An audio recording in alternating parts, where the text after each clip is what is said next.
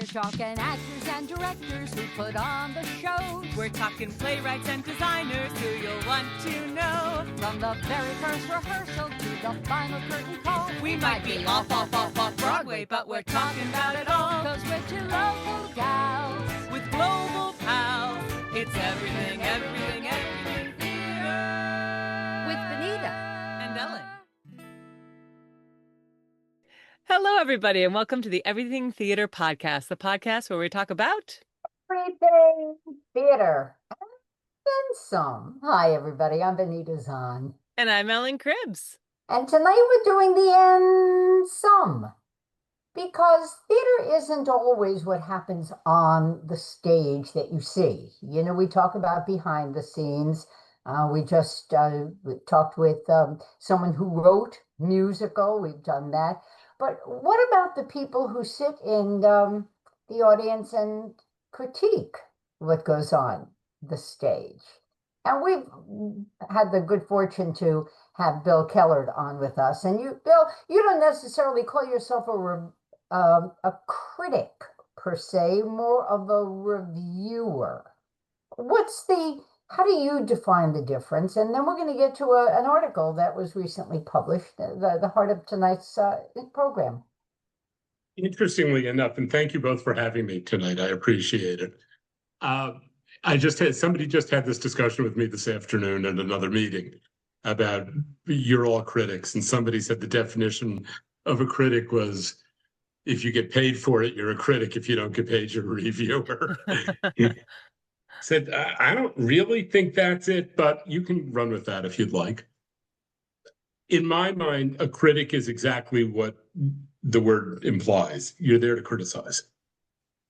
And I am very much, don't consider myself a critic and more of a reviewer because in general with theater, my feeling is I'm here to encourage people to get out, explore theater, be a part of it, see and sample for themselves.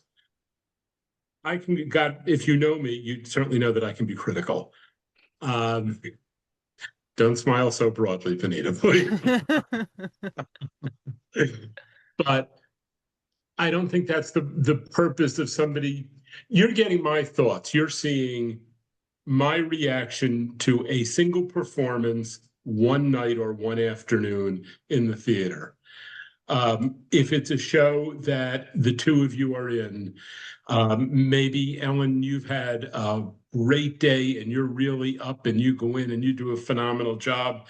And Benita, maybe you just were hit with bad news or had a fight at home and you carried that with you onto the stage. Doesn't mean your acting is bad. It just means you couldn't shake off whatever it was that was bothering you. So my feeling has always been go see for yourself and make your own decision. This was just what I happened to see today, right now. Okay, so there's an article recently in the New Yorker, September 2nd. Yes. And the headline is, have critics gotten soft? And it starts with critics at the magazine have a history, I'm reading from it, have a history of not pulling punches. In 1939, Russell Maloney called The Wizard of Oz a, quote, a stinkeroo. And I did not care for Agatha Christie. Edmund Wilson wrote in 1944. And I never expect to read another for books. Pauline Kael, the celebrated critic, was notoriously spiky. And of the 1987 film, The Princess Bride, she wrote, the movie is ungainly. You can almost see the chalk marks. It's not hitting. Ugh. While she seemed to adore Yentl, which probably at that point people were raising eyebrows. But the potential for sharp, disputatious cultural criticism, isn't that a great word? It is a wonderful word. I'll have to look it up first. Right, slackened. There were some, and I'm just picking through the article, that critics have, if you will, gotten soft. That we don't hear the sharp-tongued barbs of the Pauline Kaels anymore. So Ellen and I reviewed that article and said, let's talk to Bill. I don't necessarily disagree with what the article says. However, I also don't necessarily think that you can always need to be snarky. I don't think you need to be cruel. You can get your point across being polite, being tactful, and 90% or 95% of the time, even if you think a show is horrible, there's always something redeeming you can say about it. I might have hated the performances, but I really loved the storyline. The set might have been fabulous, and the lighting had them all in the dark the whole night. You can always, which has happened many times. Um, there's always something you can give it. And I feel, again, this goes back to being a reviewer rather than a critic. There is something always positive. I always try to be honest and I try to be fair. Um, if I don't necessarily like something, I'm not going to hammer that home. I might say so and so's performance left something to be desired. The direction was perhaps a little off. There are other things that I can talk about that are positive. It is rare that you go see a show where everything is horrible. Rarely does it happen. And it has. But you can usually find something polite to say. I have this tendency to run all my reviews past my wife before I submit them because there is no greater honest ballpark to go to than your spouse. And she'll say to me, "Oh, that was a little rough." Or I will get, "You were spot on.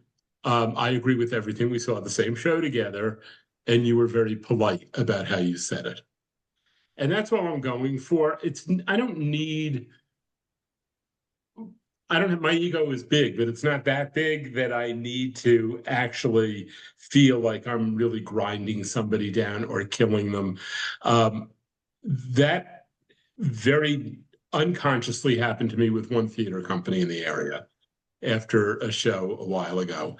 And the director's response was so bizarrely off the mark when she responded to what I had written. Um, I reviewed it, and I swore I would never review another show for the company.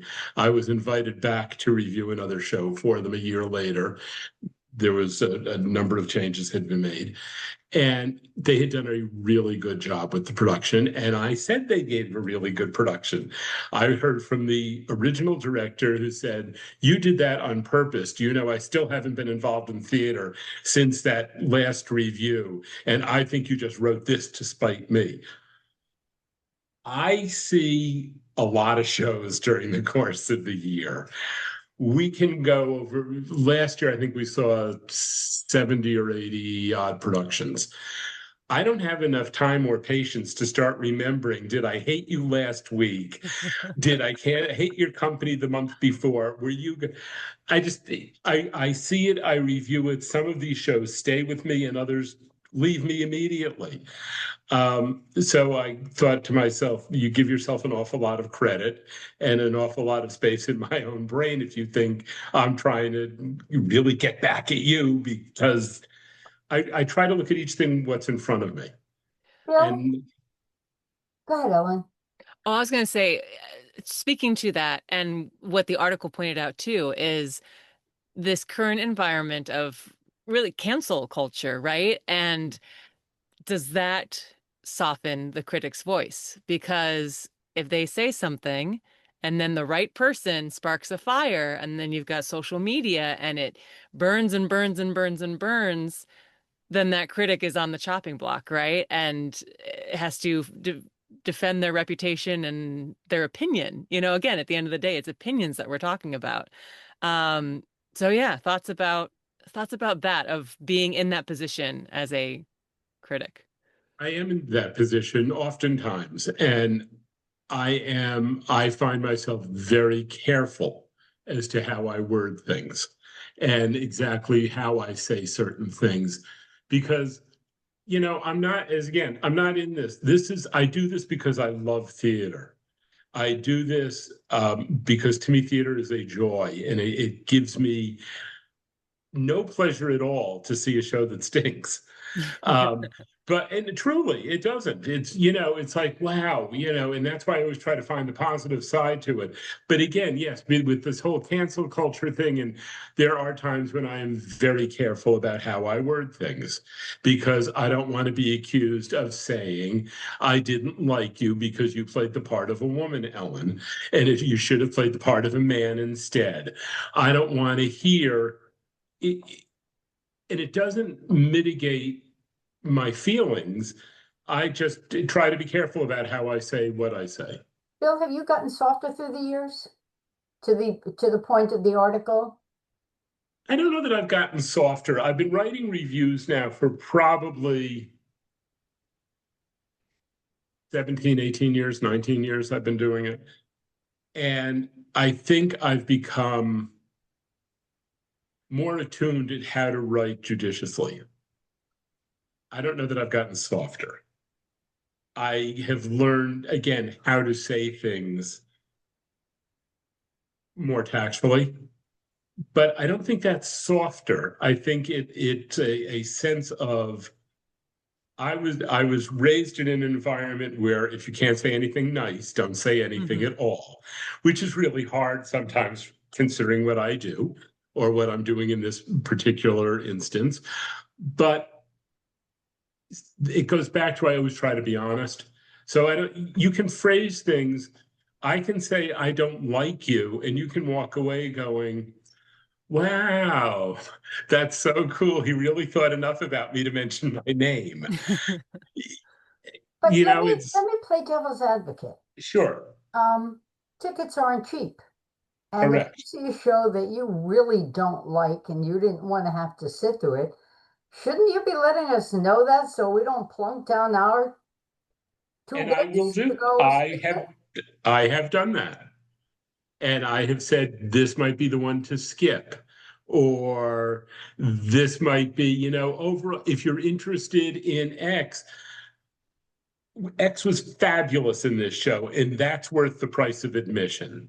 But don't expect too much more than X. Hmm. Again, I try when they're really bad. I will say, and I have said this point blank in some of my reviews, it's one man's opinion. Go make your own opinion. And that's my next thought was with a world full of opinions that people are not shy to share. Um, Absolutely. how much do you think the critic's voice has power these days? I mean, we always talk about Broadway, the New York Times one, that's the one you got to wait for, and that could Sure. close your show the next day. Do you think it still has that power, or has the world gotten softer about taking their opinion to heart? I think that it depends who you are. I mean, I don't mean it again, it's not like an ego thing. I have people that come up to me that said, I can't wait to read your reviews. And I'm like, really? It still always surprises me that people approach me. It's like, why? And I've said that to them because you're usually spot on or at least aligned with how I think.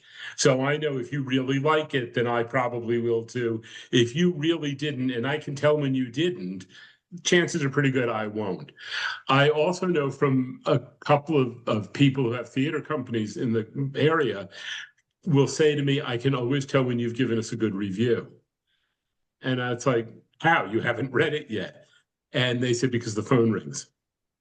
And all of a sudden people are buying to, and they said, and they always try to ask, how did you hear about us, whatever. Oh, they'll have people say, oh, I read Bill's review, or Bill Kellert wrote a review, and I'm excited to come see it. Do you So, think critics in general have become less sharp in their criticism? I know where you're headed with it. I don't know that it's sharp so much as, and there are some that don't care. There are some critics in town that make it their business to crucify everything. And that's fine. That's how you want to do your job. Go ahead and do it that way. There are people that If they can't find something wrong or something to criticize, it's not a good review. I have never subscribed to that, and I still don't. Doesn't mean they might not be any more right than I am, or it's just which way you're coming from. I'm a very optimistic person in general in life. The glass is always half full. There are some people, the glass is always half empty with a slow leak in it. And that's how they choose to respond and to react. So I don't know that it's whether it's sharper or softer or it's interesting because I, as a personality, am very non-confrontational. So this is sort of a very odd thing for me to be doing because a lot of this is confrontation. I've had people say to me, I think that what you said was unfair. Okay, tell me why. Did you go see the show? No. Then well, how do you even know that it's unfair? Where's the unfair part? You have nothing to judge it against. Well, you didn't like it. No, sorry, I didn't. If I wrote that I loved every single show that I've reviewed, I would have no veracity. You can't love everything. You can't see every show and think every show is a Broadway hit.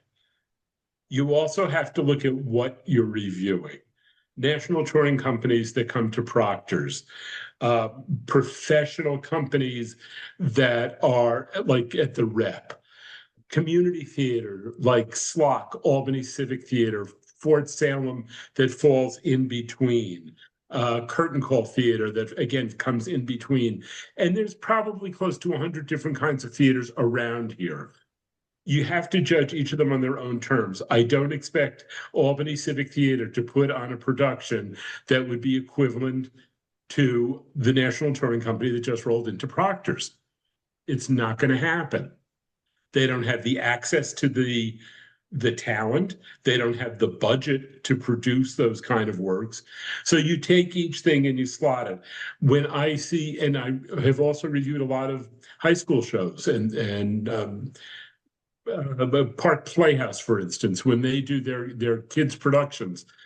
I've had discussions about, are you sure you want me to review it? And the comment has always been, yes, you're always very fair. You treat them as who they are and what they are. And it's good to know that everything they do isn't perfect. And they will learn from maybe reading some of these other reviews or your review that points out there's a deficiency here. There's a really strong point there. So, I mean, I don't mean to dance around the whole issue, but to me, it's not black and white. I was curious from Benita, from your perspective as a performer, have you over the years noticed a trend in your own critiques? That's a good question. Because as we're having this conversation, I'm thinking back, oh goodness, it's 20 years at least, I think, if not more. It's more. And I was in Sweet Charity. I was one of the lead dance hall girls. You know, there's Charity and then the two. And the headline said, Sweet Charity needs some. And it was I got a good review. Let me say, I got a good review, but it was a takedown of the lead. And I thought she was pretty darn good. Besides, she's a friend and a delightful person, and I loved sharing the stage with her. So in my book, it was more, for me, it needed to be delineated between a criticism of the direction and the performances. And sometimes you have a really good performer who never hits the mark because of the way they've been directed.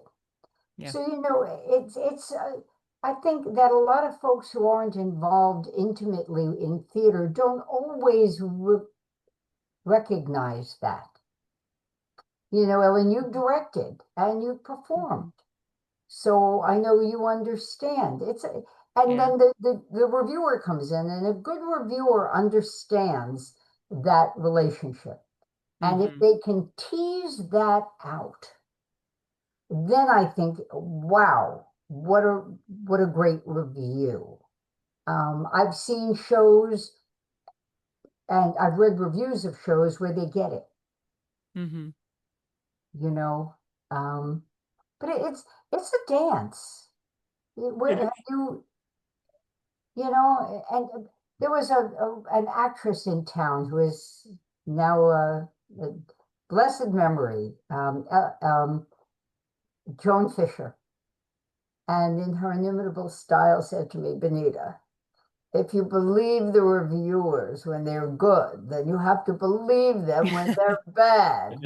So Right. I just never bother reading them. And she said that she had this wonderful way about her. And Joan was fabulous on stage, and she was a delight to work with.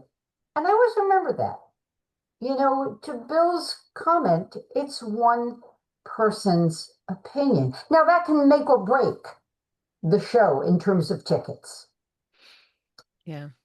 I don't think that we have quite that much import around here as we do if you were in a New York or a Boston market or, you know, Chicago.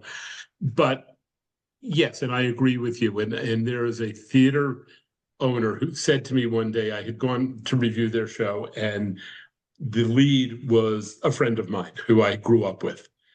And at intermission, I came out and looked at the producer like deer in the headlights. And he said to me, just be honest. He said, you know, there's not a producer or a director who does not know long before a reviewer ever offers his lofty opinion if this show is a stinker or if this show is fabulous. All you do is reinforce our own opinions. So, and I always have taken that, and I have used that line for years, and they're right. You know, the hardest thing for me is because having been involved in this community for so long, is that I know a lot of these people, your friends. And whether it's Benita on the stage or whether it's you, Ellen, or I've had the opportunity to know a lot of you. And when it's a less than stellar performance, it becomes very difficult for me. That's where I have the problem of But it's never been not, that way with Ellen and me. never, honest to God, never. It's when you can send the check to. No, but it's true. It's that's where my big conundrum is. How much do I actually say, and how strong do I get in terms of what's going on and how you are and how it affects you? Yeah. And you know, that's something that back to your point, Benita, of how actors feel about reviews. My first show at Cap Rep, the lead actor, who was phenomenal and was praised in every single review written, he said, I don't want to read them. I don't want to hear anything about those reviews. Please do not discuss them backstage in the dressing rooms. I don't want to hear it. And I was like, what do you mean? But like, I have to tell you, you're so good. But, you know, I think that actually it's a healthy thing for actors. I haven't gotten to that point myself, but I think it's a good self-preservation tactic there. And in most pro houses, that's one of the edicts. Yeah. You do not discuss the review, Mm-hmm. you know, unless, of course, oh, you know, you're gonna have to pay her, Bill. My wife's review as the laundress was considered a highlight of the evening. You know, we all need a little levity. I'm a big fan of that. So, bottom line, reviewers have gotten a little softer. You know, I'm going to fight with you on that because I don't know that it's softer. It is the way I have always done Not it. you, No, in general, in general, have okay, they I'll gotten give you in general. in general? And if Yeah, you don't want to use the word softer, have they gotten more judicious, to Ellen's point, because of Mhm. the world in which we live? That's very true. Well, and again, all the Yes. examples that the article brought up are pre-internet. And I think that plays a Yes. huge part, right? Absolutely.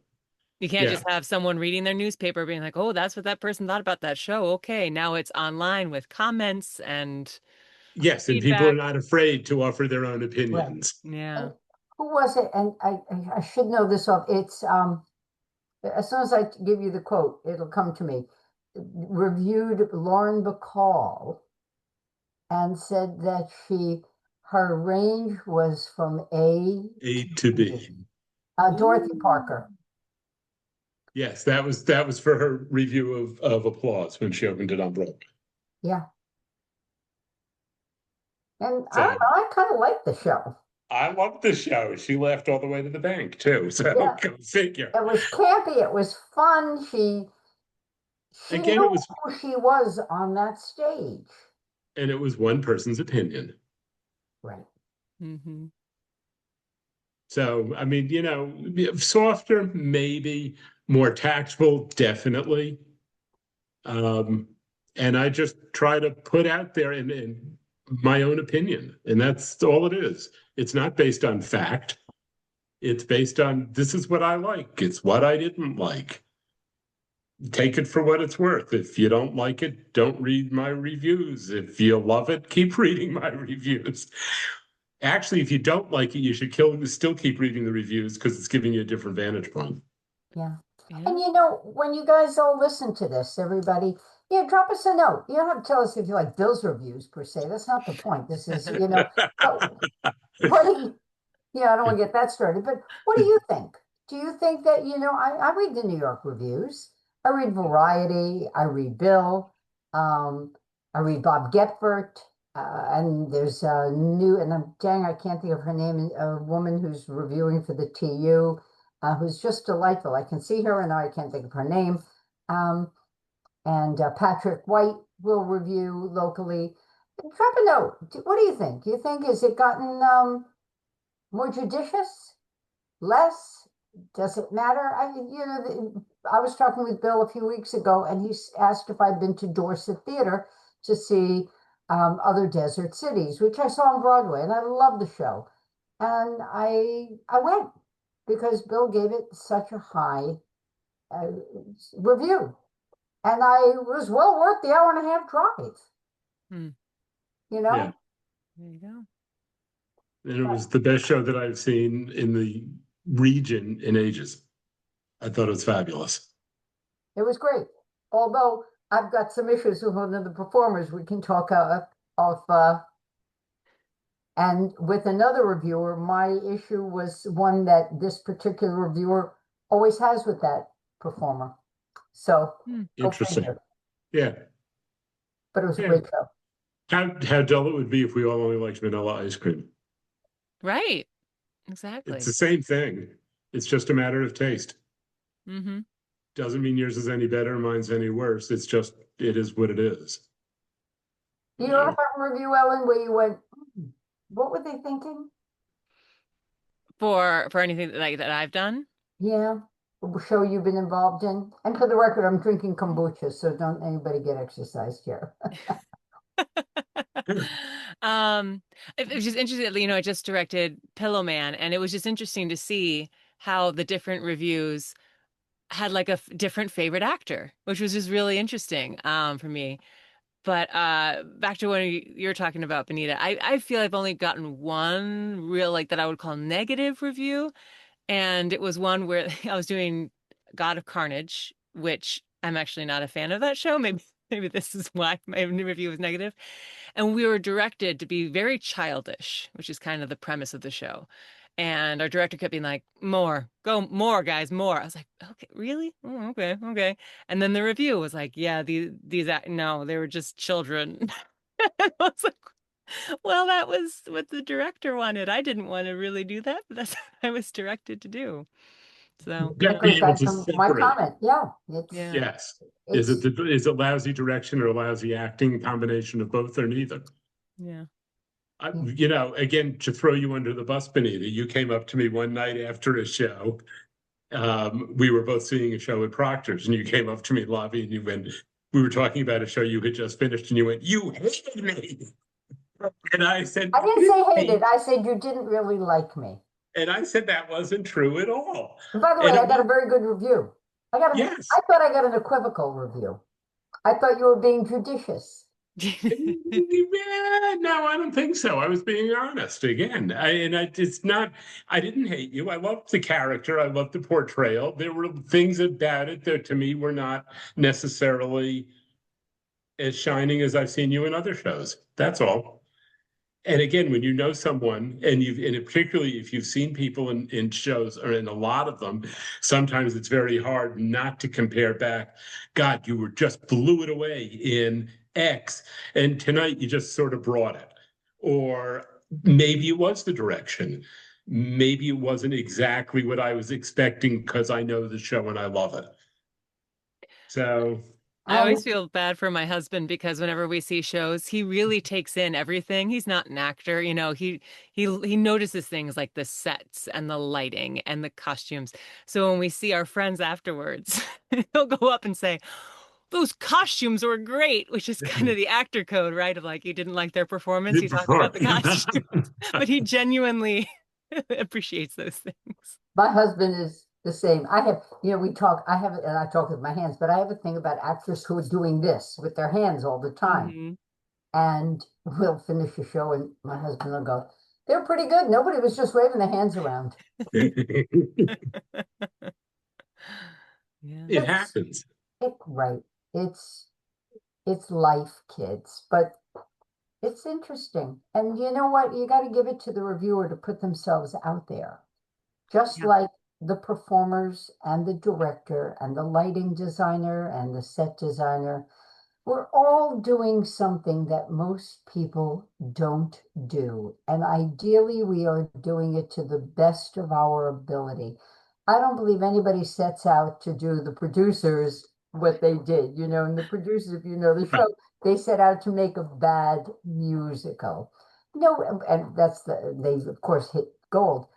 Nobody sets out to do garbage. Right. Sometimes the mark doesn't get hit. Sometimes it exceeds the mark. Mm-hmm. So my plea is for everybody, like life, to have a little bit of compassion, Yeah. grace, just a little grace. And on that, I think that's a beautiful way to wrap. Thank you, everybody, for listening. Let us know your thoughts on our social media. We're on Facebook and or at everythingtheaterpodcast@gmail.com. We love to hear your thoughts. In the meantime, thank you so much, Bill. This was wonderful. We look forward to all your reviews. And I'm Ellen Cribbs. And I'm Benita Zahn. Be well.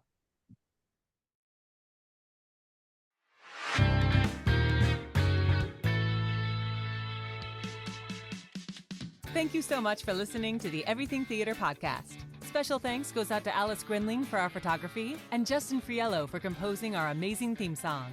Please remember to subscribe to our podcast and follow us on Facebook, Twitter, and Instagram.